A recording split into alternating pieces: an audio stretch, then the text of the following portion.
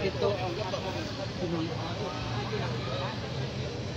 kay mo na Unya, kung si Simon to, narito na si Simon. Ay, isa ba? Kung si Simon to, narito na si Simon. Ano, asa mga babasa Biblia din na si Simon na dinunan? Babae, dadaan akong dinunan. Kaya siya na ang katong iyang binahal. Ang iyang gimahal, si Maria. Diba? Para mataong ka. Tinunan ngayon. Ayaw ba? Tulong na sila ka Maria, diba? Kali. Ayaw ka Maria. Gisurambo na ganinimog sa bot. May na ba? Gisurambo na ganinimog sa bot. Concerning adto nabuko maguga. Nabuko ka ba kay di makabasa ang argumento mo sa Islam na kanang imong gigamit argumento nas mga Muslim. Nga ang Pinosa. Gusto na ko ba i-correct ka ba? Pinosa before ka magpadayon. Anang miingon nga Diyos ko nganong gibiyaan mo ako. Ang una-una sa mga Muslim anak wa kang gipasa ni Kristo ang iyang cross dito kang Simon. Si Simon to, dito sa cross. Tama ka. Sa Muslim to, nangopya ka. Nya dili man mo. Ngano man kay ang pinakauna nakakita, ang pinakaunang witness dito nga si Kristo gyud to, iyang mama. Tama ka. Tarang mo ko daw okay na. Wala tay lalisan. Pamati sir. Di ba, tulo man to sila ka babae. Tulo ka Maria. Si Maria Magdalena Sa cross? dito sa tubangan sa cross. Maria Magdalena, Maria nga inahan ni Maria. O Maria, inahan ni Jesus. So dili inahan ni Simon. Inahan ni Jesus. Ay so ang naa dito inahan ni Simon, inahan ni Jesus. Inahan ni Jesus. Okay, very good. Managpa ka nakadugay. Inahan ni Jesus. Hindi. Usa ka Maria. Katong iyang tinunan. Dili wala, duhara ka Maria na diha. Duhara. Duhara ang naa diha. Duhara, ayaw lagi dungagi na kasulat pa. Ayaw lagi dungagi na kasulat eh. Tulo ka Maria. Ang tinunan din na si Juan, San Juan. May beta kung basahon nimo ang tinunan niya mao ang iyang ay Maria. Tulo ka Maria. Ang isa ka Maria,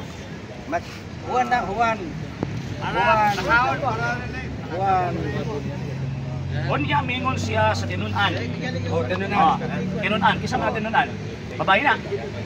Si Maria nga ikatulong Maria. Si Maria nga wala kay mabasa din si San Juan na. Si San Juan na. Ano man kaysa kasaysayan after si Kristo namatay. Tulo ka Maria. Ay paminosa, after si Kristo namatay, ang giubanan sa iyang mama dili babae. Si San Juan ang giubanan. Sa dihang gipa-exile San Juan sa Patmos, ang uban sa ang mahal nga birhen. Ayaw ba? Ayaw lagi kong tawag. Basahin babae namin. Basahan nga babae na. Wala na tayo para. Patihogan ito. Anak, maganda. Sorry. Ang tulo ka Maria, ang usa ka Maria, si Maria Magdalena. Ang usa ka Maria, inahan ni Jesus. Ang isa ka Maria, asawa ni Juan. Asawa ni sinanay ni Kristo. Hindi.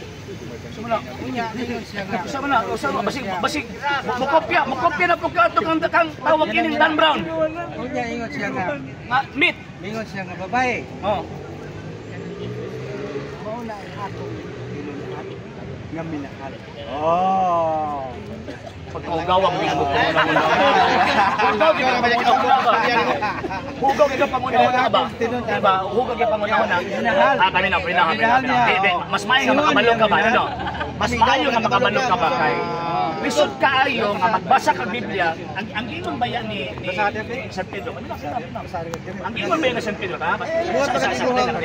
Naakoy tawag in basakot ba? 2 Peter chapter 3 ay ibibasa siya ang iya magtuo mo 2 Pedro kapitulo 3 versikulo 15-16. Paano ko pakibasa kay punta mo dito? 2 Pedro kapitulo 3 versikulo 15-16. Sige, basa ha. Mas ka pagbasa ha. Isipa ang pagpailob sa tong Ginoo nga 2 Pedro na. 2 Pedro 3:15. 15. Sige. Isipa ang pagpailob sa tong Ginoo nga usa ka kay gayunan nga iyang gihatag aron maluwas kamo. Ang atong minahal nga igsoon nga si Pablo nagsulat usab kaninyo mahitungod niini. Ginamit ang kaalam nga gihatag sa Dios kaniya. Kining mga butang nga iyang gihisgutan sa tanan niyang mga sulat. May mga butang nga lisod sabton sa iyang mga sulat. Gituis kini sa mga walay alaman ug sa mga mabalhinon. Sama sa ilang sa ubang bahin sa kasulatan. Okay. So, isa sa mga pamaagi sa pag-interpret sa nakasulat sa Biblia kanang historical presentation sa konteksto nga gisulat sa balaang kasulatan.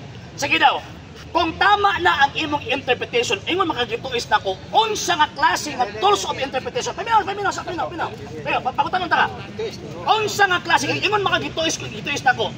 Unsa nga klase nga tools of interpretation imong gigamit sa pag-ingon nimo, pag-negar nimo sa gisulti nga, o gituis pa rin mo, unsa nga tools of interpretation gamit. Tagayin ako. Tagayin ko tools of interpretation, how to interpret the scripture. Kaya para may mga ko nga, ako ang gituis sa nakasulat. Kunyo na basahon. Tagaisa ko, lagi. Tagaisa ko og tools of interpretation para makaingon ko nga, oy tama yun nga, sayo ko sa akong interpretation.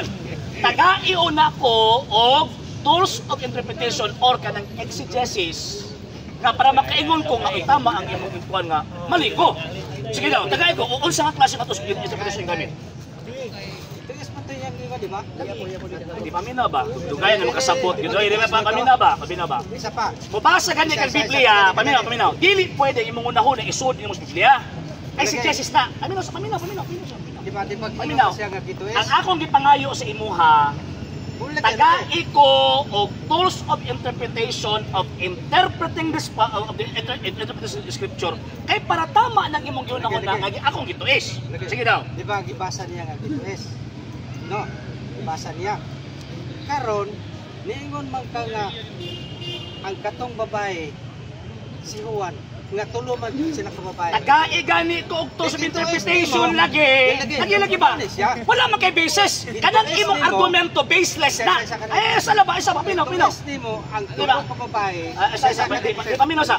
Tagai una ko og tools of interpretation. Paminaw. Unsa man ang tools of interpretation? Unsa man?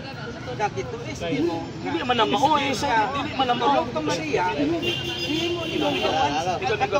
Hindi. Kaya na ako'y basis. One of my basis. Paminaw. Wapo niya kaya kunin peso. Ipapreso to ni. Ako ni kapuso niya. Pinaw. Tagai una ko og tools of interpretation. Paminaw sa pinaw. Dili. Opinion man nimo na. Opinion nimo na. Di na no.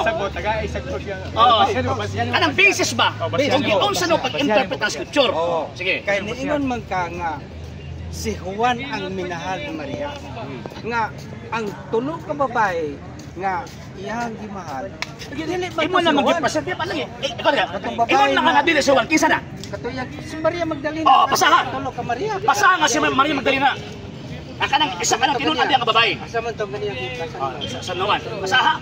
Pag dili ka makabasa, buti pasabot pakakon ka.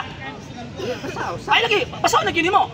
Pag dili di mo mabasa, na isa ka Maria na, ayaw kong tawag anang imo ko nang kunin mo. Imo man kung tawag anang panjing-panjing mo sa imong argumento. Ayaw ko panjing-panjing na. Sa nawan. 19. Sige, ana. Sige. 19. Basaha nga, Maria na ha, pangalan na ha.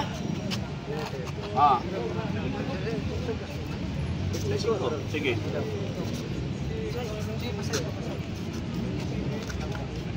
Ikaw basa. Doon sa cross ni Jesus nagbarog ang iyang inahan. Sa? O ang iyang igsoon, o ang igsoon sa iyang inahan. Isa mo to. Isa. Kisa mo to. Isa. Kisa mo to. Ayaw sa Kinsa to. Ayaw sa wala mo. Kinsa to. Ayaw sa paminaw. Kanang igsoon sa iyang inahan. Kinsa to. Ayaw sa lagi. Ayaw ba? Kay binuangan man kunin mo. Ayaw ko binuangi. Ikaw nagtuis eh. Magbitaw kay pangutana ta ka kinsa na. basa usa ayaw ko ano magaya katubag? sige. Padayon. Bungsoon siyang inahan si Maria nga asawa ni Cleopas ug si Maria Magdalena. Pila ka patay na sige. Sapa.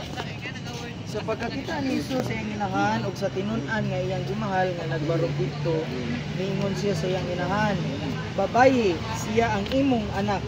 Kunya miingon siya sa tinun-an, siya ang imong inahan.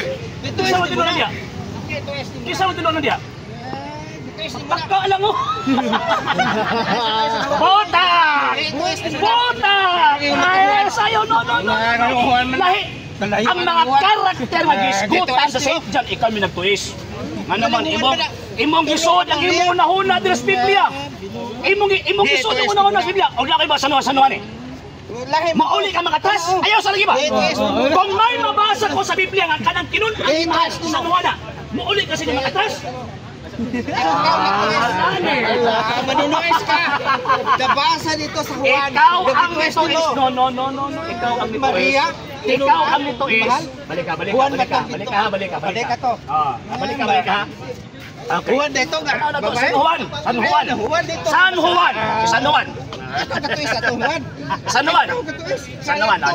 Yan. Oh, kituis nila. Asa man ka? Sa pagkakita, sa pagkakita ni Jesus sa iyang inahan o sa iyang kinunan nga iyang gimahal. Kanang kinuna o sa iyang kinunan nga iyang gimahal. Grammatically speaking. Ay, pabino. Dinahan to ni Gambar ni. Ay, umli ka sa buti. Umli ka kasawa ni. Butang. Sakpan man. Ayaw. Imo bang binuangan ang mga tao? Ayaw binuang niya ang mga tao. Ikaw may manunuis. Lima ka gisod ni mo nahula sa Biblia. Gipangutan niya kang to sa interpretation niya kasi di ka hatag. Binuang man inyo. Butak. Di na matubang no. Di na matubang. Basa ka sa dito nga si Juan. Ayaw. Maria na. Ilaro namin mo Maria Simbaga.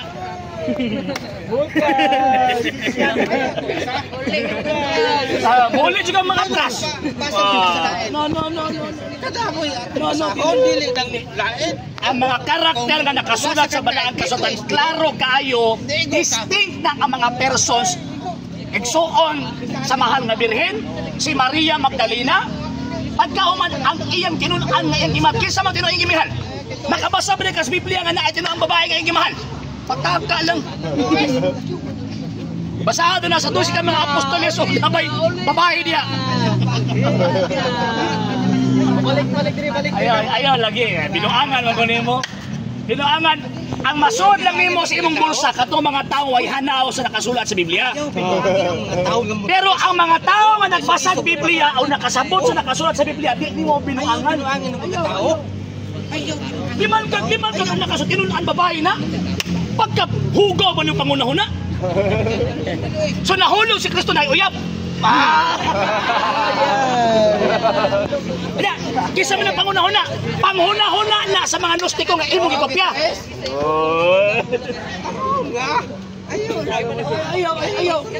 Ayaw dagan sa lain. Dili, wa bitaw dagan sa lain.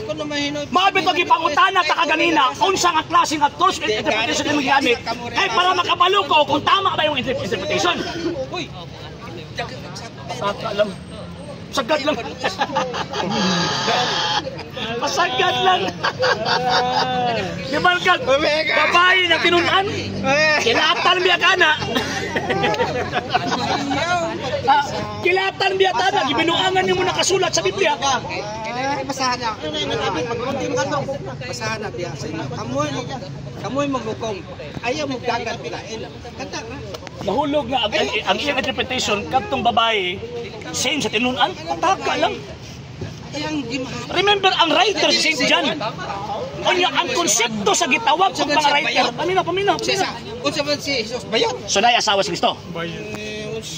Sige, tagain daw ko daw sita sa Biblia di nga asal Kristo. Balik. Mudagan. Ayaw. Tino. Mudagan. So, ang iyang pangunahuna gisagol. gisagol niya ang pangunahuna sa mga Muslim o gisagol po niya pangunahuna sa gitawag og kini mga Gnostiko. Katong sa mga Gnostics, for example, kinsa man ang mga Gnostics, danggon kada nagsulat katong Da Vinci Code.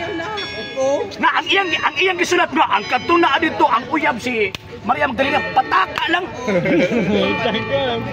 Onya, ingon pa sa mga Bible scholars, kanang nga sitwasyon, kanang libruha, myth, fiction, nya gihimong tinuod.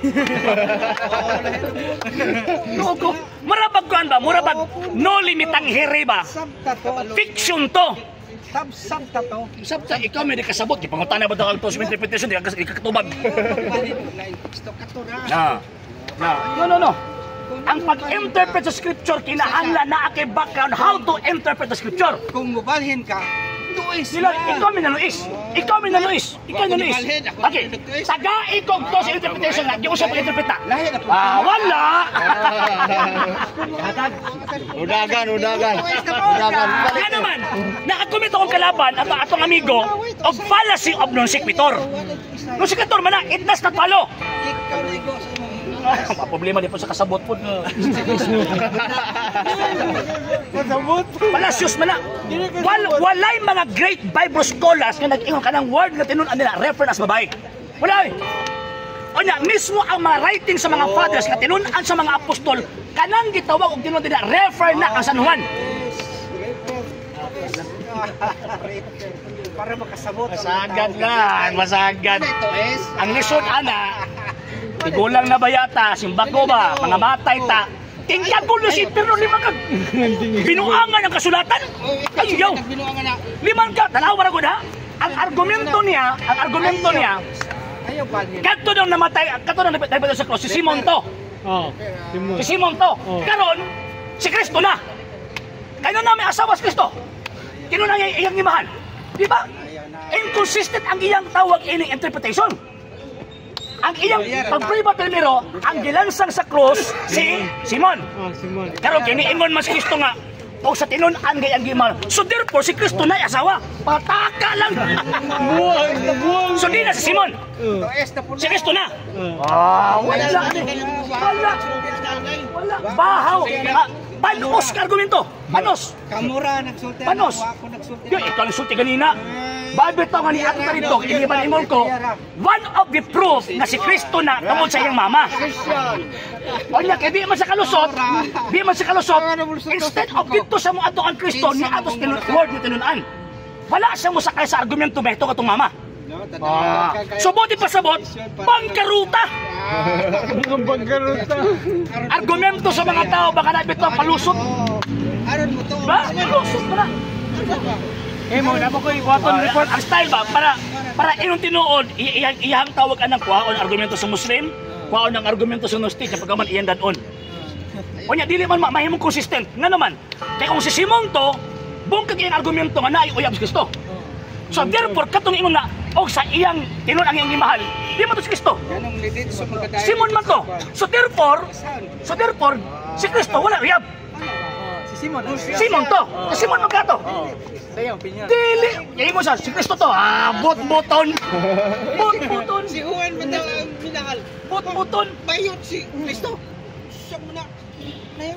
So, ang katuloy yung ginasa sa cross Kristo na ito. Diba, kini. So, ang ginansang ginasa sa cross si Kristo din si Simon. Palpak!